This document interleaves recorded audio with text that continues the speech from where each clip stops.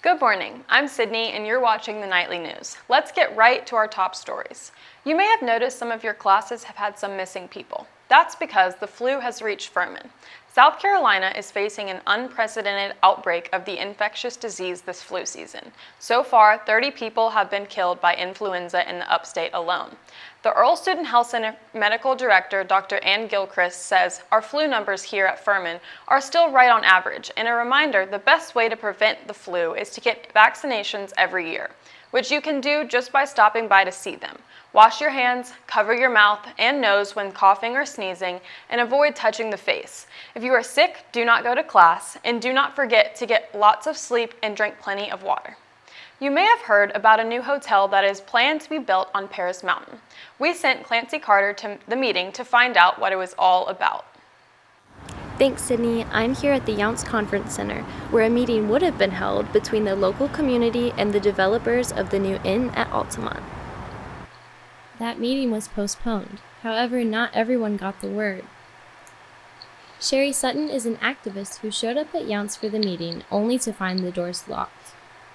We understand the meeting was postponed, and they will be redoing it. Last week, the Divine Group, a Greenville-based company, announced their plans to build the inn at Altamont. The luxury hotel will feature 150 guest rooms, a ballroom, a pool and spa, and an event lawn, capable of hosting up to 2,000 people.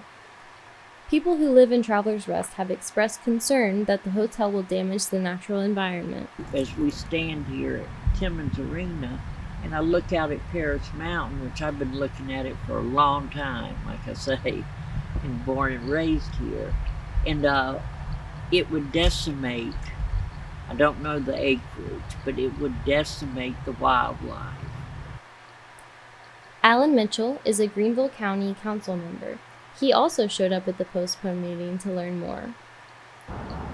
I feel like as a county council person especially, I need to learn about the project because it probably will come before us for either zoning or some other approval. So here I am. Unfortunately, there's no meeting. I'm sure it'll be rescheduled, and when it is rescheduled, I'll be able to come back and learn. But on my way here, I was driving up Poinsett Highway, and I was looking at Paris Mountain, and I said,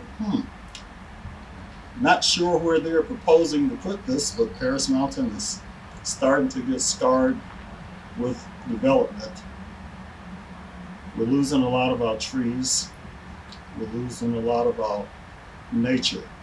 On the Divine Group website, they have a notice that reads, "The capacity of the space reserved for our information session at Furman is limited to around 300 people. Even though it might push back the timing of our submittal, we are postponing the event until we can find a space large enough to accommodate all who wish to come speak with us and learn more about the project."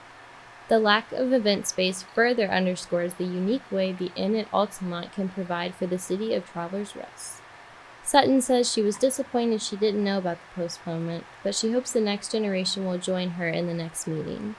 I just am tired of seeing our land here in Greenville and all around down to Malden, Simpsonville, here in Travelers Rest, all the way now into Liberty and Pickens being raped, all for power and money.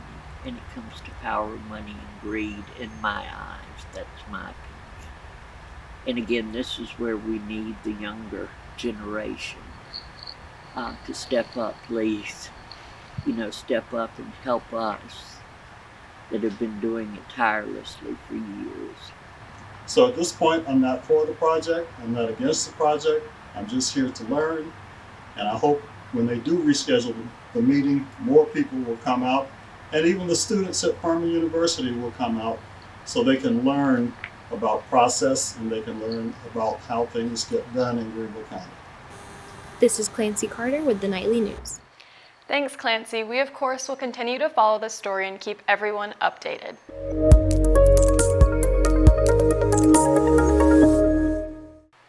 Covering the nation now, there's been a lot happening this week, but we're going to begin now out in Arizona, where a plane crashed at Scottsdale Airport yesterday afternoon. Investigators say a Learjet was arriving from Austin and collided with a parked plane. We now know that at least one person is dead and 3 are injured. This is one of at least 3 plane crashes happening in just under a month. You may have noticed Google has removed cultural events and holidays from the Google Calendar default settings. Some of the eluded observations were Women's History Month, Jewish Heritage and Hispanic Heritage, Indigenous Peoples Month, and the Holocaust Remembrance Day. The company received a lot of criticisms for the change. And a Google spokesperson explained, saying in part, quote, "Years ago, the calendar team started manually adding a broader set of cultural moments in a wide number of countries." He continued to explain, saying that he is maintaining it wasn't sustainable. Earlier, we gave you flu numbers for our region, but the bird flu or the avian influenza is still running rampant throughout the U.S. as well. If you don't know, the bird flu is a virus that infects mostly chickens, causing poultry farms to shut down across the nation. A farm in Spartanburg was recently shut down, as well as a big farm in Georgia. The most recent update from the CDC shows 68 people infected. Experts say this will cause the price of eggs to go up even higher until flocks can be replenished.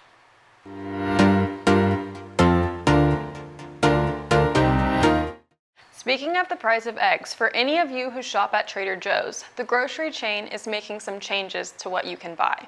Due to the contagious spike in the bird flu, the nation is experiencing a big egg shortage. To combat this, Trader Joe's is now only allowing 1 dozen eggs per customer per day.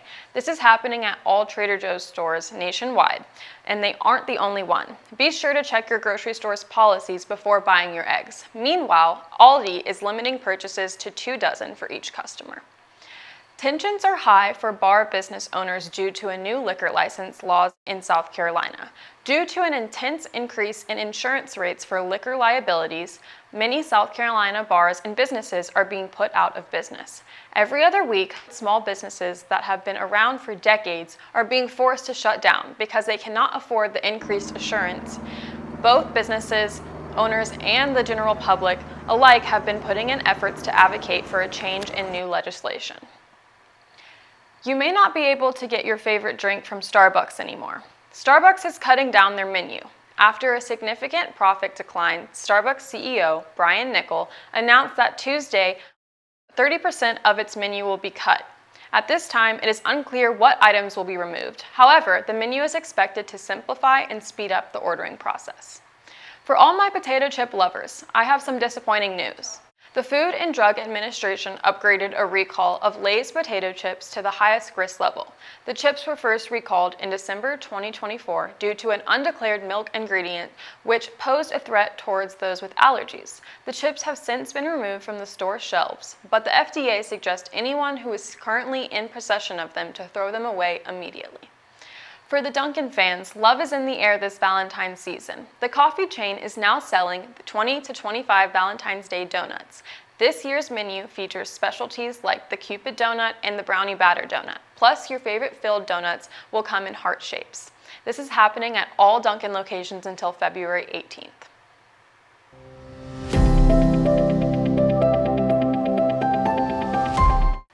Big changes are happening in Furman's residential life. Whether you're a freshman moving into South Housing or an upperclassman in North Village, renovations are in full swing. Let's start with South Housing, where all first years live. Currently, Gear and Manley Hall are under renovation. Meanwhile, McLaughlin and Poteet Hall were just completed, and students were able to move in following winter break. Furman Housing has been working hard to create a better experience for students, and leading the charge is Ron Thompson, the head of Housing and Residence Life.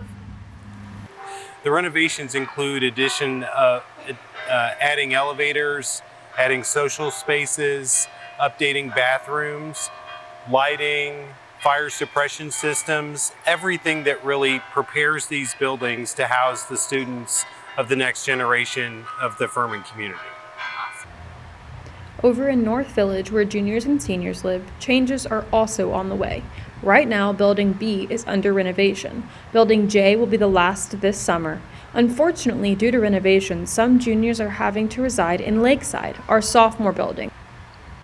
Being in McBee is not ideal. I feel like I'm very separated from my peers in my class, and it really kind of makes me lose the sense of community that is supposed to be built from everybody living on campus. It sounds like these renovations have come with cost and sacrifices that do not go unnoticed, but in a few short months, we'll have a lot to look forward to.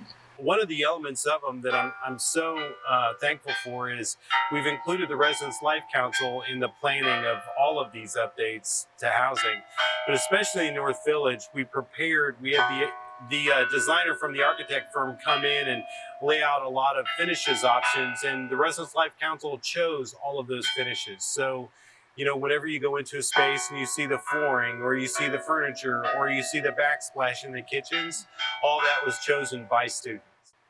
You heard it first from Ron and the Bell Tower. Starting fall of 2025, students can expect to be in renovated housing.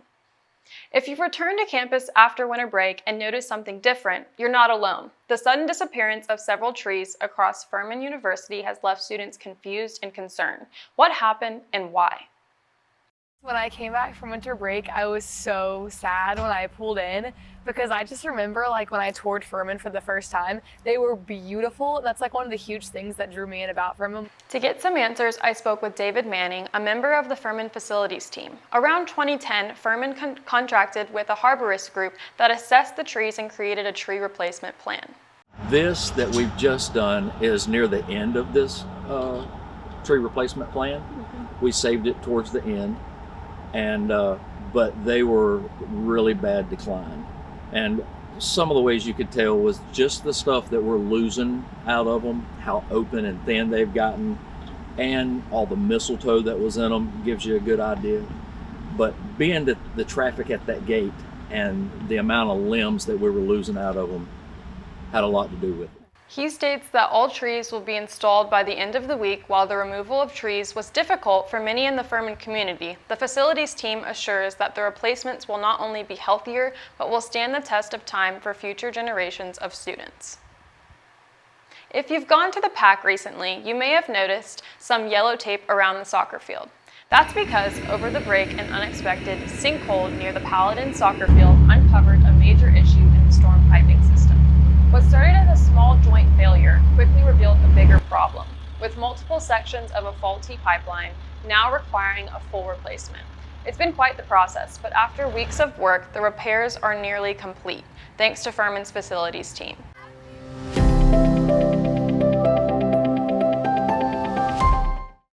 A Furman University senior, Seth Jones, made his writer's debut on the theatrical mat with his powerful new play, Sparta. Katelyn Wong caught up with him at the theater. Seth Jones' Sparta is a production that tackles issues of homophobia and acceptance within a high school wrestling team. He tells us that his inspiration came from a personal space and that after years of rewriting, his version finally comes to life on the stage. Actually, my little brother inspired the whole thing because it came from seeing one of the matches at his first regionals tournament because he's a wrestler. So when he wrestled in middle school, I was like, I have to write about this. I wrote the first draft of this play without any plans of it actually getting produced. But then the more that I rewrote and that I showed people and they gave me their critiques, and it was kind of building its own momentum with me and my group of friends, then I was like, oh, we can actually do this. And then to workshop it even more, and then to actually get it in the theater for pre-production, and then to rehearsal, and then to audiences, I was just over the moon the whole time. I'm going to the Southeastern Theater Conference in March, and so I'm going to have some professional auditions there, and then hopefully I can get a little summer stock job or maybe a year-long apprenticeship somewhere. And I'm really just planning on taking a nice gap year. We've done a lot here. I need some time away from academia, but I do want to, hopefully after a year or two, just go back and get a MFA in something. That was Katelyn Wong reporting from the Playhouse Theater. If you want to know more about upcoming shows, just visit the theater department's website for upcoming performances, including The Lightning Thief, the musical, at the end of March. We have a lot going on campus, including some big sporting events. Let's send it over to Grant to take a look.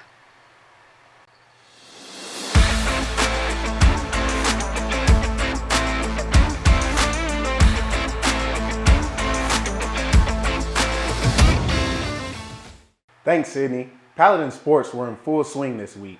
We start today with Furman women's basketball. 53 fouls, 64 free throws, and 3 hours later. Yep, this one was a wild ride, and Ella Grogan is going to break that down. The Furman Paladins hosted the Wofford Terriers in their rivalry matchup, but it wasn't just a rivalry. There was a lot on the line for the Paladins. At 2-5 in SoCon play, Furman needed a win to turn their season around.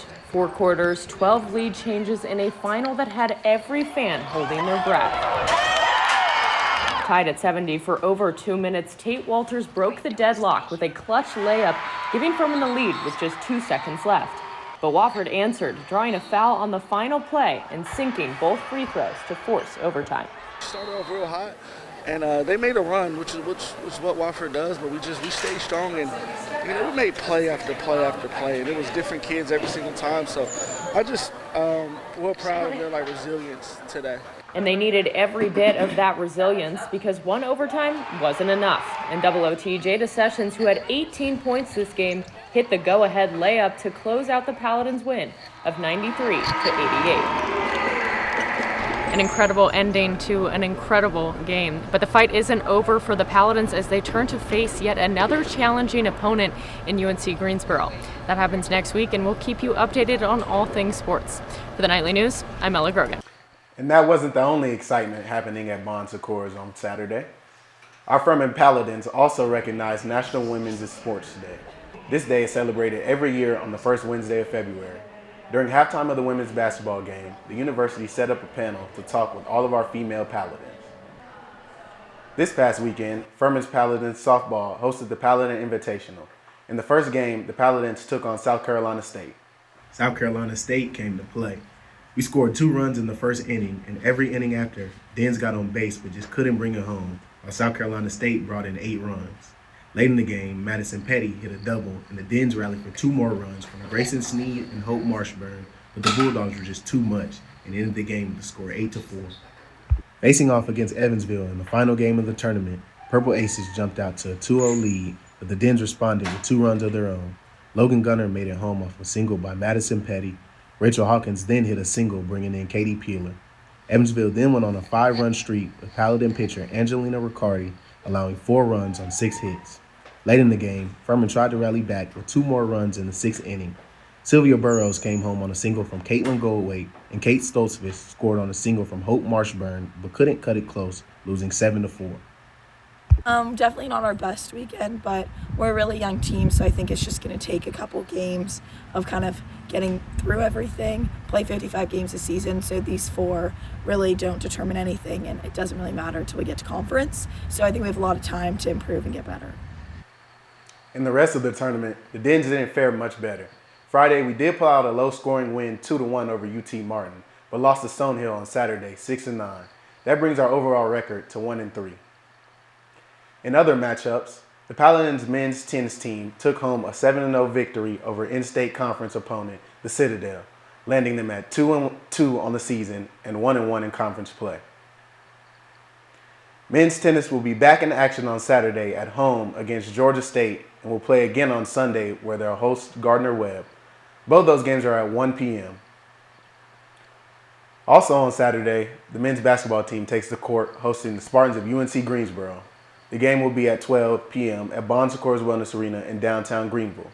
And if you can't make it, you can watch it on ESPN+. The Paladins softball team has a busy schedule coming up. They'll head down south this weekend for the Bash in the Borough in Statesboro, Georgia. They'll play 2 games against Lipscomb and Harvard on Friday, 2 more games against those same teams on Saturday, and then they'll finish up the Bash playing against Georgia Southern on Sunday. When the team returns home, they'll have a quick turnaround as they prepare to host Canisius in a doubleheader on Tuesday, the 18th. The women's lacrosse team will open their season on Friday as they host Old Dominion at 5 p.m. in Paladin Stadium. If you can't watch the game in person, it'll also be broadcasted on ESPN+. And finally, football's biggest event happening this past weekend, the Super Bowl, where the Philadelphia Eagles dealt the Kansas City Chiefs a 40-22 loss. Patrick Mahomes' offensive line just could not protect them against the Eagles' defense. He was sacked 6 times. The Eagles' win kept Kansas City from being the first team ever to win 3 Super Bowls in a row and gave Philadelphia its 2nd Super Bowl win in 7 years. Personally, I feel really bad for Taylor Swift's boyfriend. I know, they just couldn't pull it together. But I mean, what an amazing performance by Kendrick Lamar at halftime. It was really well done. Well, thank you, Grant, and we leave you now with scenes from around campus. This is the Nightly News. Thank you.